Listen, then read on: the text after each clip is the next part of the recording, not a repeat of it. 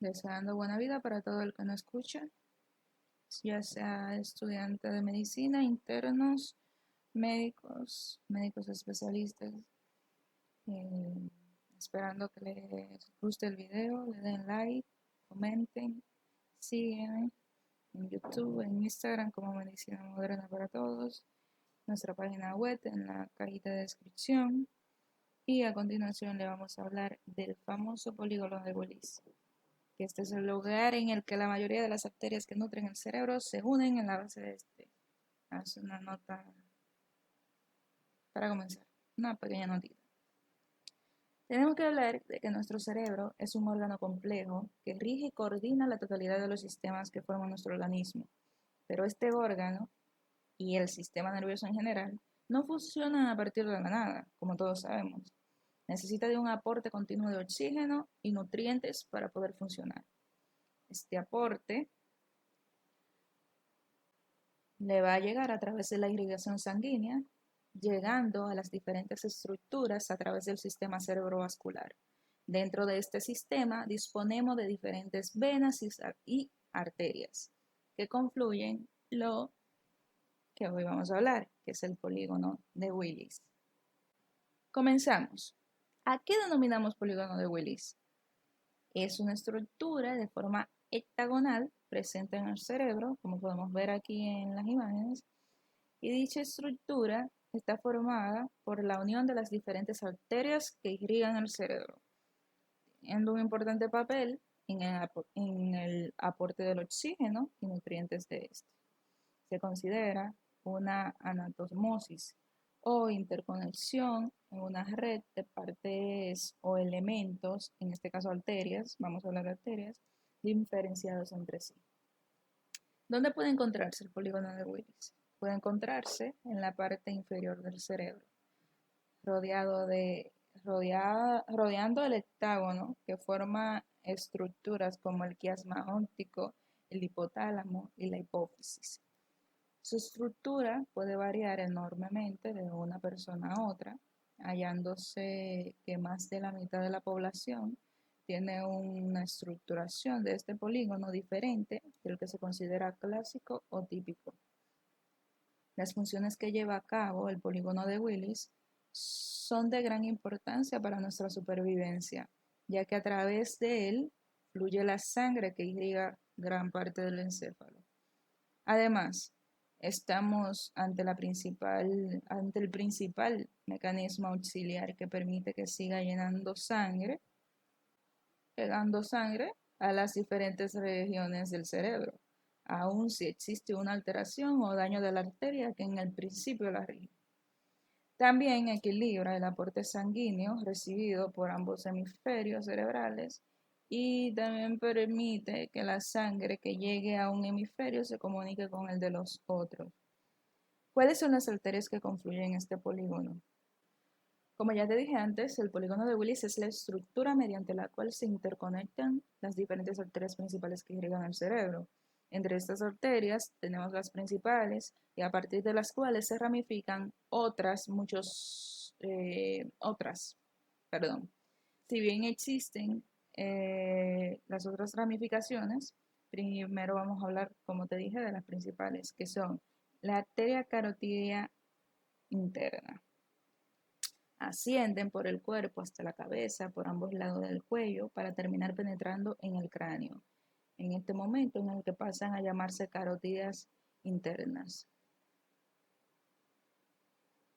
Una vez dentro de él, se encargan de dotar la sangre a la parte anterior del cerebro, encargándose gran parte del suministro de oxígeno y nutrientes a la mayor parte del encéfalo, tanto en la corteza como en las estructuras subcorticales, para conformar junto con sus ramificaciones la parte anterior del polígono de Willis. Posteriormente se dividirá en arteria cerebral anterior y media, entre otras muchas, que sí, comenzamos ahora, no terminamos, pero por lo menos le estoy poniendo dibujitos acá en la pantalla. La segunda es la arteria basilar, otra de las principales arterias que irrigan el cerebro. Esta arteria aparece tras la unión en el tronco cerebral de las arterias vertebrales, que se internan en la base del cráneo directamente ascendiendo alrededor de las vértebras. Esta arteria y sus ramificaciones, ya sean las arterias cerebral posteriores, se encargan de aportar flujo sanguíneo al tronco del encéfalo y a las regiones posteriores del encéfalo, incluyendo el lóbulo occipital, formando la parte posterior del polígono de Willis. Tercera, las arterias comunicantes posteriores. Estamos ante dos arterias de gran importancia, ya que estas permiten la comunicación entre la carótida interna y la arteria cerebral posterior, de tal manera que las principales arterias cerebrales del mismo lado del cerebro queden conectadas entre sí. Cuarto, tenemos la arteria comunicante anterior. Es una pequeña arteria que conecta la arteria cerebral anterior derecha y la arteria cerebral anterior izquierda, ejerciendo de puente entre ambos hemisferios. La arteria cerebral anterior forma parte de la bifurcación de la arteria carótida interna. Esta arteria forma parte del círculo o polígono de Willis de manera directa. Sus ramificaciones permiten irrigar áreas sensoromotoras y el órbito frontal, entre otras áreas de interés. En este lugar, arteria cerebral media, la ramificación de mayor tamaño de la carótida y la más vulnerable a oclusiones. Su aporte sanguíneo tiende a ir dirigido hacia el interior del cerebro. Su aporte sanguíneo llega al estriado, a la ínsula y a las regiones orbitales, frontales, parietales y temporales. Y sigue la cisura de Silvio, motivo por el que él también recibe el nombre de arteria de Silvio o silviana. Séptimo, tenemos la arteria cerebral posterior también, que esta arteria es la que surge a partir de la conexión entre la arteria basilar y la arteria comunicante posterior, especialmente importante para la irrigación de las zonas inferiores y profundas de los lóbulos temporales y occipital, y ya que su acción permite aspectos relacionados con la visión. Tenemos las arterias cerebelosas. Se trata de las arterias que contribuyen a irrigar el cerebelo, además de otras estructuras propias del tronco del encéfalo. Podemos encontrar la cerebelosa superior, la anteroinferior y posteroinferior. Las arterias espinales la arteria espinal es la arteria que aporta sangre a la médula espinal, resultando de gran importancia para el sistema nervioso autónomo y la transmisión de la información desde el cerebro hasta los distintos órganos. Tenemos que hablar y detenernos un poquito para apreciar cuándo aparecen las lesiones en el polígono de Willis, diciendo que el polígono de Willis es un área de gran importancia para el ser humano, surgiendo en sus interconexiones una gran cantidad de ramificaciones que pueden llegar a albergar hasta el 80% de riego sanguíneo cerebral. Pero en ocasiones puede suceder o puede que este polígono resulte dañado tras un traumatismo, que aparezca un aneurisma, o que exista un accidente cardiovascular en esta región. Si aparece algún tipo de obstrucción en el polígono, es posible que las áreas irrigadas que queden sin oxígeno y mueran.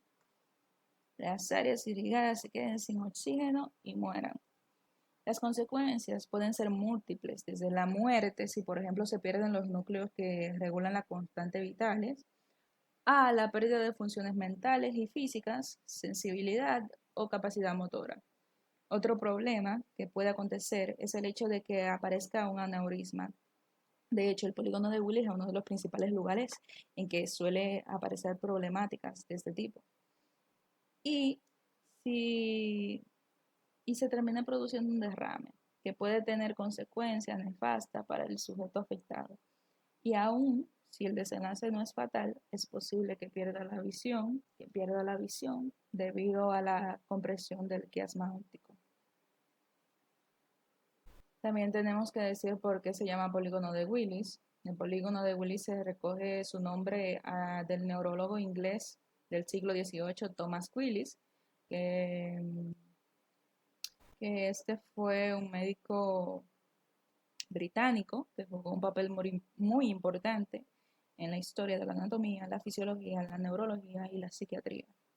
Fue pionero en sus investigaciones neuroanatómicas y en el 1662 fue uno de los fundadores de la Royal Society, Y bueno, murió el 11 de noviembre del 1675, 54 años tenía, lamentablemente, muy joven. Y la anatomía de este fue funcionalista, según lo que se dice, y fue uno de los primeros en atribuir a las estructuras cerebrales funciones cognitivas precisas. Por eso le pone el polígono de Willis. Fue uno también de los primeros que lo dibujó. De médico, anatomista, fisiólogo y neurólogo. Trabajaba en la Universidad de Oxford. Wow.